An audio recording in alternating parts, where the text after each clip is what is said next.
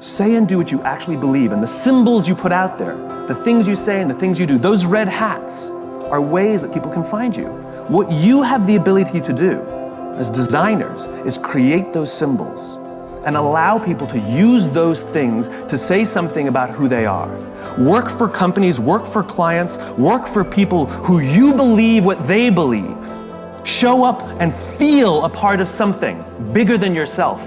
And your part is to put what they believe into pictures and words and symbols and graphics so that other people can use those things to say something about who they are. Every decision we make in our lives as individuals or as organizations is a piece of communication. It's our way of saying something about who we are and what we believe. This is why authenticity matters. This is why you have to say and do the things you actually believe, because the things you say and do are symbols of who you are. And we look for those symbols so we can find people who believe what we believe. Our very survival depends on it. So if you're putting out false symbols, you will attract people to those symbols, but you won't be able to form trust with them.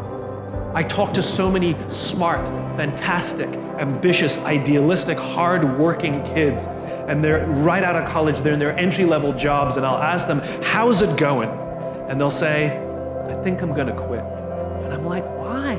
They say to me, I'm not making an impact. They treat the sense of fulfillment or even love like it's a scavenger hunt, like it's something you look for. My millennial friends, they've gone through so many jobs. They're either getting fired, I mean it was mutual, or they're quitting because they're not making an impact, or they're not finding the thing they're looking for, they're not feeling fulfilled, as if it's a scavenger hunt. Love, a job you find joy from, is not something you discover.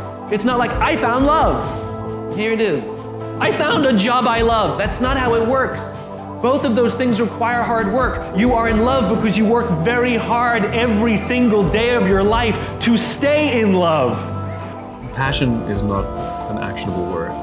It's correct, that those who do the things that they're passionate about do better, but it's not helpful advice. And so the question is, where does passion come from? Passion is a result. Passion is an energy. And passion is the feeling you have when you're engaged in something that you love. Passion is the feeling you have that you would probably do this for free, and you can't believe somebody pays you to do it, And I think we mistake that passion is something we do in our private lives, but it shouldn't be done, in our careers, for example. And I'm a firm believer that you are who you are. And anybody who says, I'm different at home than I am at work, in one of those two places, you're lying. And the goal is to make everything you do in home and at work something that you have excitement to do. So how do you find the things that you're excited to do? Well, it's actually easier than you think.